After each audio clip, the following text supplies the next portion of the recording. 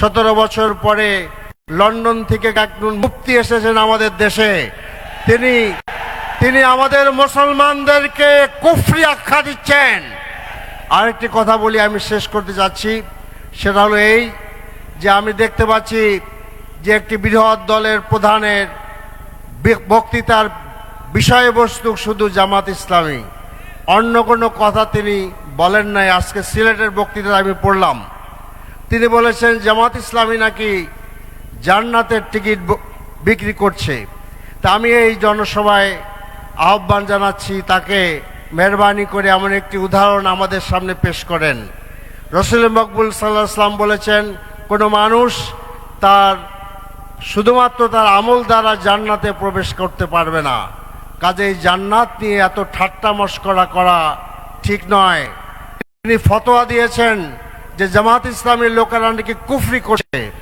বিষয়টা খুব ভালো। 17 বছর পরে লন্ডন থেকে একজন মুফতি এসেছেন আমাদের দেশে। তিনি আমাদের মুসলমানদেরকে কুফরি আখ্যা দিচ্ছেন। আমরা একটি নতুন বাংলাদেশ চাই, যে রাজনীতিবিদরা ভারতের আশীর্বাদ নিয়ে দেশ শাসন করতে চায় এমন শাসক আমরা চাই না। যে বাংলাদেশের হাতিকে হত্যা করা হয় সেই বাংলাদেশ আমরা চাই না। আমরা নতুন বাংলাদেশ চাই, যে বাংলাদেশের তরুণরা, যুবকরা, যুবতীরা সকলে মাথা উঁচু করে দাঁড়াবে। আপনারা নির্বাচনকে ভয় পান, ভয় পাওয়ার কারণে আপনার শাহজালাল ইউনিভার্সিটির নির্বাচনকে বন্ধ করে দিয়েছেন।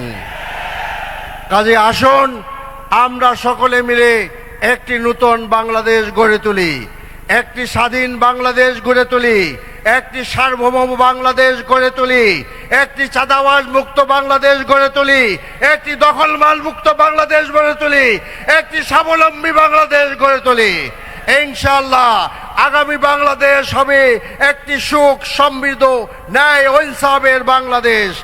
আরেকটি কথা বলি, আমি শেষ করতে চাচ্ছি। আমরা দেখতে পাচ্ছি গতকাল, গত পরশু এবং আরও অন্যান্য দিনে আমাদের নারী কর্মীদের উপরে হামলা চালানো হচ্ছে। বলা হয়েছে তারা নাকি আপনার নির্বাচনী আচরণ বিধি লঙ্ঘন করছেন। নির্বাচন আচরণ বিধি লঙ্ঘন করলে তাদেরকে ফিজিক্যালি অ্যাসল্ট করার কোনো দায়িত্ব তো আপনার নাই। সেই জন্য প্রত্যেকটা আসনে একজন করে ম্যাজিস্ট্রেট রয়েছে, আপনি তার কাছে যেতে পারেন।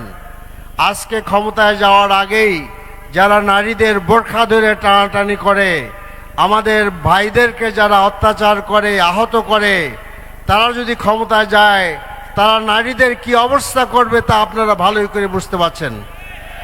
আপনাদেরকে অনেক অনেক ধন্যবাদ। খোদা হাফেজ। বাংলাদেশ জিন্দাবাদ। বাংলাদেশ জামাত ইসলামী জিন্দাবাদ। আসসালামু আলাইকুম রহমতুল্লাহ।